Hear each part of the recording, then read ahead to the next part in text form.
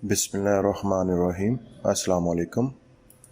पिछली वीडियो में हम using invalid data for testing की बात कर रहे थे। उसमें हमने ये देखा कि किसी एक एल्गोरिदम, फ्लो चार्ट या प्रोग्राम्स को अगर हम गलत डाटा देते हैं तो उससे उसकी क्या आउटपुट आती है। गलत डाटा देने का मतलब सॉफ्टवेयर, प्रोग्राम्स या एल्गोरिदम्स को अच्छे तरीके से टेस्ट करना होता है कि अगर कोई यूज़र गलती से उसमें कोई इनवैलिड डाटा डाल देता है तो उस सिलसिले में भी उसका जो रिस्पॉन्स है वो कंट्रोल होना चाहिए। वो टॉपिक कवर करने के बाद चैप्टर नंबर 1 की एक्सरसाइज में एक रिडल या एक पज़ल दी गई है जिसको हम दूसरे लफ्ज़ों में पहेली कहते हैं। उसको हम हल करने की कोशिश करते हैं।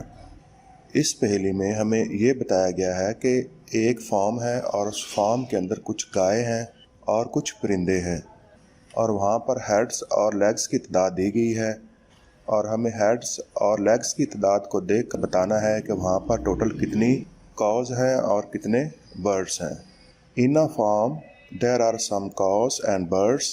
If there are total 35 heads and 110 legs then how many cows and birds are there. ये हमारी बेसिक प्रॉब्लम है। तो आइए अब हम इसको सॉल्व करने की कोशिश करते हैं। इस पज़ल में हमने ये पता करना है कि टोटल कॉज कितनी है और टोटल बर्ड्स कितने हैं, क्योंकि आखिरी सेंटेंस में हमें बताया गया है how many cows and birds are there. जिस तरह से हमें इस रिडल में दो चीज़ें बताई गई हैं। नंबर 1 ये है टोटल हेड्स जो हैं वहाँ पर 35 हैं और टोटल लेग्स जो हैं वहाँ पर 110 हैं। तो इस लिहाज से अगर हम देखें each bird and cause has 1 head, कि हर एक परिंदे और कॉज का जो हेड है वो एक होता है। तो इस लिहाज से अगर हम इन दोनों का हम एक एक हेड काउंट करें तो कॉज और बर्ड्स के हेड्स मिलाकर हमारे पास 35 बनते हैं। तो इस हिसाब से 4 कॉज की लेग्स हैं और 2 बर्ड्स की लेग्स हैं, जो कि टोटल हमारे पास 110 बनता है। अब अगर हम अपनी इस इक्वेशंस को सिंप्लीफाई करें तो हम लिख सकते हैं cows plus birds is equal to 35 heads, 4 cows plus 2 birds is equal to 110 legs. अब इस इक्वेशन नंबर 1 और 2 में हमने या तो 4 कॉज और कॉज को हमने माइनस करना है या प्लस बर्ड्स या प्लस 2 बर्ड्स को हमने यहाँ से निकालना है। तो मैं यहाँ पर बर्ड्स को निकाल रहा हूँ। तो उसके लिए हमें इक्वेशन नंबर 1 को -2 के साथ मल्टीप्लाई करना पड़ेगा।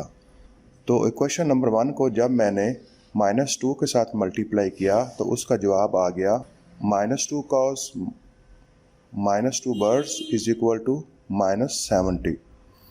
तो नीचे मैंने अपनी क्वेश्चन नंबर 2 रख दी है, जो कि 4 cows plus 2 birds is equal to 110 है। तो हम देख रहे हैं कि -2 बर्ड्स और +2 बर्ड्स यहाँ से आपस में कैंसिल हो जाएंगे और उसके बाद हमारे पास बाकी बचेगा 2 कॉस इज इक्वल टू 40, क्योंकि -2 कॉस और +4 कॉस में से बाकी 2 कॉस का जवाब आता है। 110 से जब हम -70 करेंगे तो हमारे पास 40 जवाब आएगा। 2 कॉस इज इक्वल टू 40। तो हम देख रहे हैं कि 2 जो है वो कॉस के साथ मल्टीप्लाई हो रहा है। तो अगर हम इस 2 को इक्वल की दूसरी तरफ लेके जाएंगे तो उधर जाकर ये तकसीम हो जाएगा। तो ये बन जाएगा cows is equal to 40 divided by 2।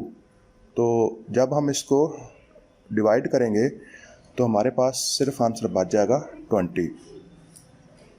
मतलब ये हुआ कि हमारे पास टोटल 20 कॉज हैं और इस इक्वेशंस का नाम मैंने 3 रख दिया है। अब हमने बर्ड्स की तादाद को मालूम करना है। तो उसके लिए हमने क्या करना है कि put value of 3 in 1 equation, के इक्वेशन नंबर 3 की जो वैल्यू आई है वो हम इक्वेशन नंबर 1 में रखेंगे। और इक्वेशन नंबर 1 जो है वो हमारे पास है cows plus birds is equal to 35। तो कॉस की जगह पर हमने 20 पुट कर दिया है, प्लस बर्ड्स हमने वैसे ही लिख दिया है और इक्वल टू 35 आ गया है। अब जो ये 20 है ये इक्वल के लेफ़्ट साइड पर प्लस हो रहा है तो ये राइट साइड पे जाकर माइनस हो जाएगा। तो हम लिखेंगे birds is equal to 35 minus 20।